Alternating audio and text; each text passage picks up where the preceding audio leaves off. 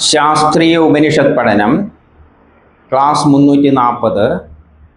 നമ്മൾ 63ാമത്തെ ഉപനിഷത്തായിട്ട് ചാന്തോഗ്യോപനിഷത്താണ് നോക്കുന്നത്. അതിൽ ഇന്ന് നമ്മൾ 2ാമത്തെ അധ്യായത്തിലേക്ക് കടക്കുകയാണ്. അതിൽ ഖണ്ഡം 1. ഇതിൽ സോമത്തെ പറ്റിയുള്ള വർണ്ണനയാണ്. സോമം എന്ന് പറയുന്നത് എന്താണ്? സത്ത എന്ന് വേണമെങ്കിൽ എടുക്കാം. എല്ലാത്തിൻ്റെയും സത്ത ഏതിലാണ് അടങ്ങിയിരിക്കുന്നത്? എല്ലാം അതിലാണ്. നമ്മുടെ എല്ലാ സത്ത എന്താണെന്ന് ചോദിച്ചാൽ പിഴിഞ്ഞെടുത്ത് നോക്കിക്കഴിഞ്ഞാൽ കിട്ടുന്നത് ജനിതക ഘടനയാണ്. അതാണ് അതിൻ്റെ സത്ത. വെള്ളത്തിൻ്റെ സത്ത എന്താണെന്ന് ചോദിച്ചാൽ അത് ഹൈഡ്രജനും ഓക്സിജനും കൂടി ചേർന്നിട്ടുള്ള ഒരു സംഗതിയാണ്. അതാണ് സത്ത, H2O.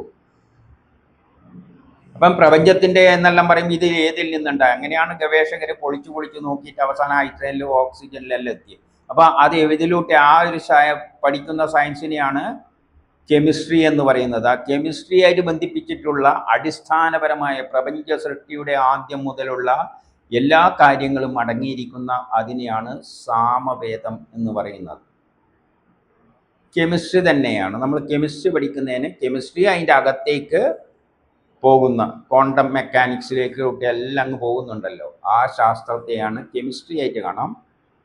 ആറ്റങ്ങളിലൂടെയെല്ലാം പോകുന്ന അതേപോലെയുള്ള ആ ഒരു പ്രതിഭാസം തന്നെയാണ് ഇവിടെയും സാമം കൊണ്ട് ഉദ്ദേശിക്കുന്നത്.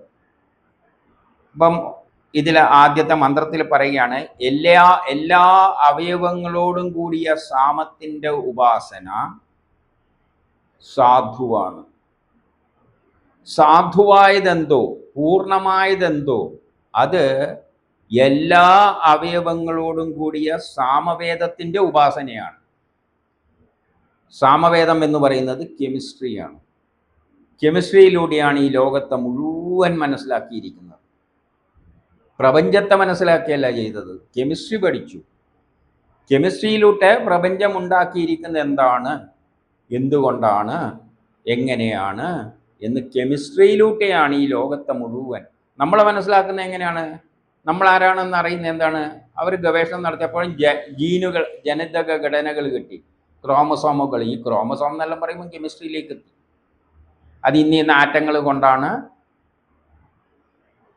ഇന്ന പ്രോട്ടീനുകൾ കൊണ്ടാണ്, ഇന്ന അമിനോ ആസിഡുകൾ കൊണ്ടാണ് ഇതെല്ലാം ഉണ്ടാക്കിയിരിക്കുന്നത്. അതിന് ഇന്ന മെഡിസിൻ കൊടുക്കണം. മെഡിസിൻ എന്താണ്? കെമിസ്ട്രിയാണ്. നമ്മൾ ചികിത്സിക്കാൻ കൊടുക്കുന്ന മരുന്നും കെമിസ്ട്രിയാണ്. തിന്നുന്ന ഭക്ഷണത്തിൽ എന്തെല്ലാം വേണ്ടതെന്ന് പറയുന്നത്? വൈറ്റമിൻ വേണം, കാൽസ്യം വേണം, ഇതെല്ലാം തന്നെയാണ്. അപ്പോൾ ഇതെന്താണ്? ഇതെല്ലാം എവിടത്തേക്കാണ് എത്തുന്നത്? കെമിസ്ട്രിയിലേക്കാണ്, സാമവേദത്തിലേക്കാണ് എത്തുന്നത്. അപ്പോൾ സാമവേദം എല്ലാ അവയവങ്ങളോടും കൂടിയ ഇതാണ് സാമവേദം. അതിനെ ഉപാസിക്കുക, അത് സാധുവാണ്. അങ്ങനെ സാധുവായിട്ടുള്ളതിനെ ബുദ്ധിമാന്മാർ സാമം എന്ന് വിളിക്കുന്നു. അങ്ങനെ സാധുവായിട്ടുള്ള എല്ലാറ്റിനെയും ബുദ്ധിമാന്മാർ സാമം എന്ന് വിളിക്കുന്നു. അപ്പം സാമവേദം കൊണ്ട് അർത്ഥമാക്കുന്നത് പ്രപഞ്ചത്തിൻ്റെ എല്ലാം സത്ത, അടിസ്ഥാന തത്വങ്ങൾ ഏതിൽ നിന്നാണ് ഉണ്ടാക്കിയിരിക്കുന്നത്? അതാണ് സാമം. അതാണ് സാധുവായിരിക്കുന്നത്, പൂർണ്ണമായിരിക്കുന്നത്, സത്യമായിരിക്കുന്നത്.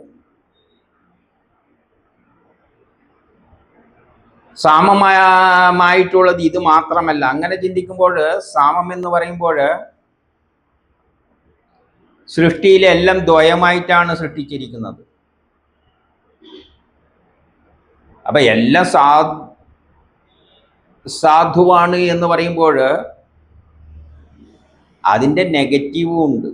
പ്രപഞ്ചമുണ്ടാക്കിയിരിക്കുന്നത് ദ്വയത്തിലൂടെയാണ്. അപ്പം സാധു ആയാലും സാധു എന്ന് പറയുന്നതിൻ്റെ കൂട്ടത്തിൽ എന്തുകൊണ്ട്?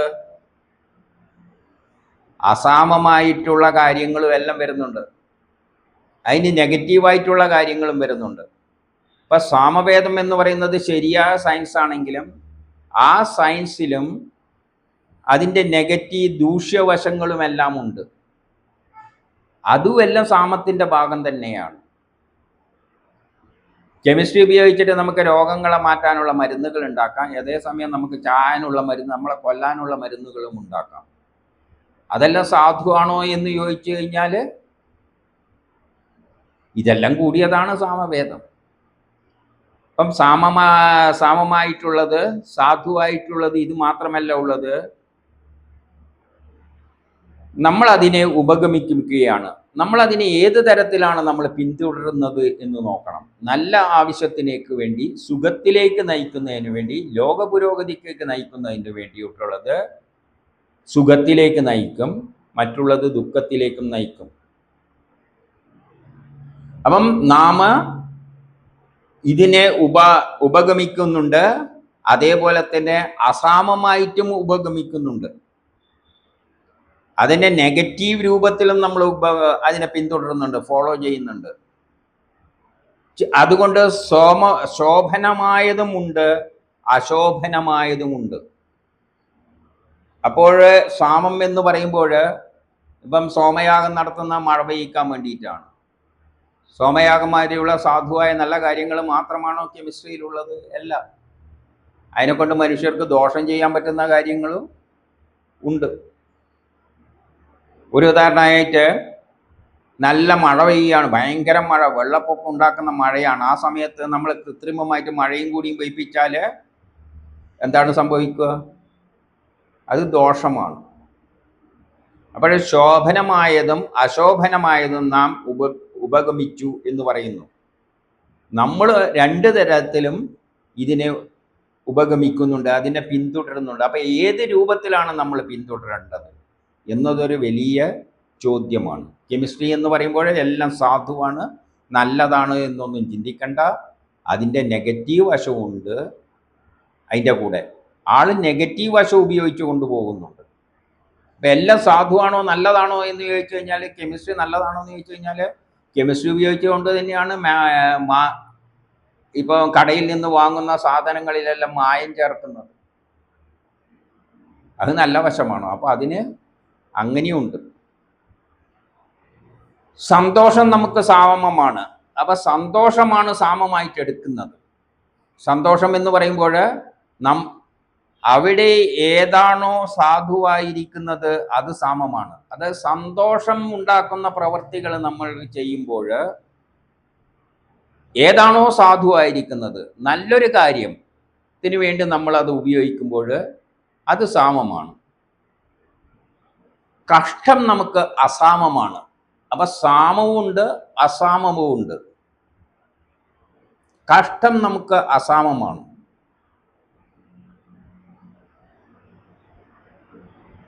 സാധുവായി സംഭവിക്കുന്നതിന് വിപരീതമായിട്ടുള്ളത് അസാമമാണ്, അസാധുവാണ്, അത് കഷ്ടമുണ്ടാക്കുന്നു. അപ്പോൾ സാമവേദം എന്ന് പറയുമ്പോൾ എല്ലാം തികഞ്ഞതാണ്, പക്ഷേ അതിലും ദ്വയമുണ്ട്. അത് ഉപയോഗിക്കുന്ന രീതി അനുസരിച്ച് അതിന് സന്തോഷം നൽകാനും കഴിവുണ്ട്, കഷ്ടത ഉണ്ടാക്കാനും കഴിവുണ്ട്. ന്യൂക്ലിയർ ബോംബിന്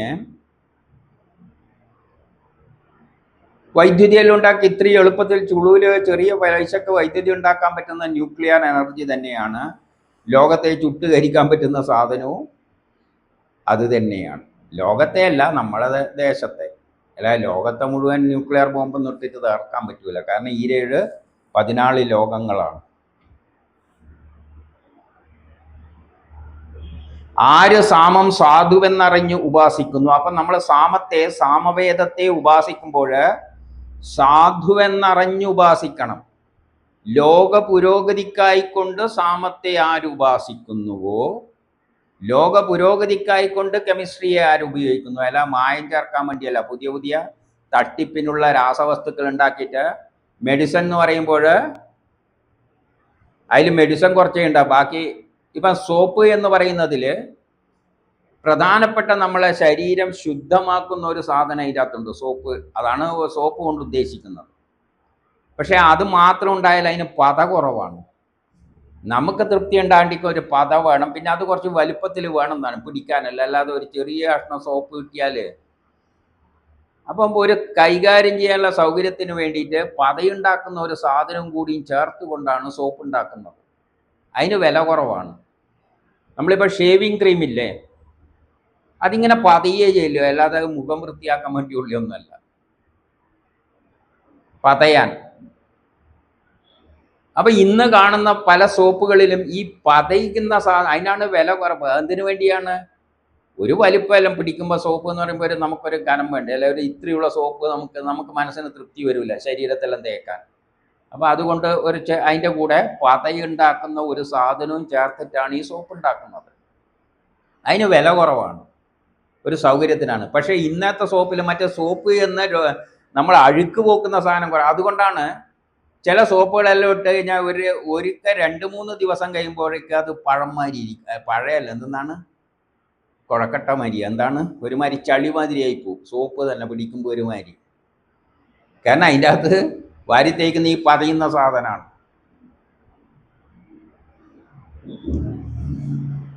അപ്പോൾ ആര് സാമം സാധുവെന്നറിഞ്ഞ് ഉപാസിക്കുന്നുവോ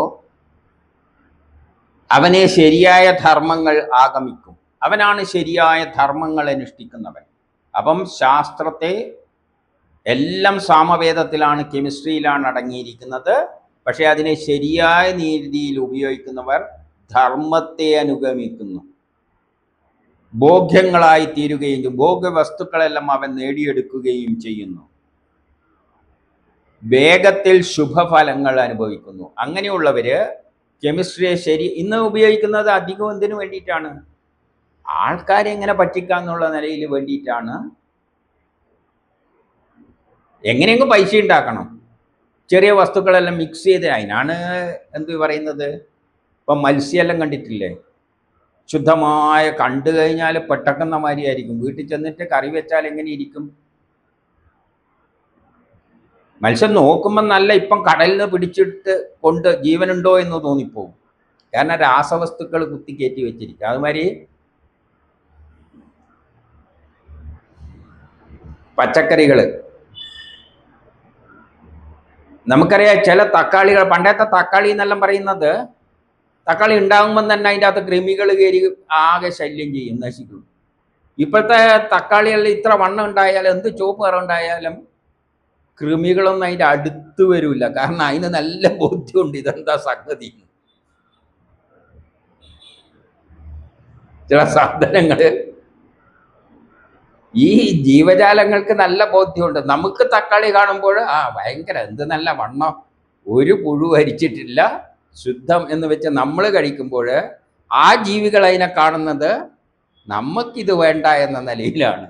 എന്തുകൊണ്ടായിരിക്കാം എനിക്കറിയില്ല. ഞാൻ വെജിറ്റബിൾ മറ്റേ ബോട്ടണി ഒന്നും എടുത്തിട്ട് കൈകാര്യം ചെയ്തവനല്ല. പക്ഷെ എൻ്റെ ചിന്ത പോവുകയാണ്. നമ്മൾ ആ തക്കാളി ഇങ്ങനെ തുടുത്ത് കിടക്കുന്ന തക്കാളി കാണുമ്പോൾ നമുക്ക് ആകൃഷ്ടം, പറിച്ച് തിന്നാൻ തോന്നുന്നു, മാങ്ങയെല്ലാം കാണുമ്പോൾ. പക്ഷേ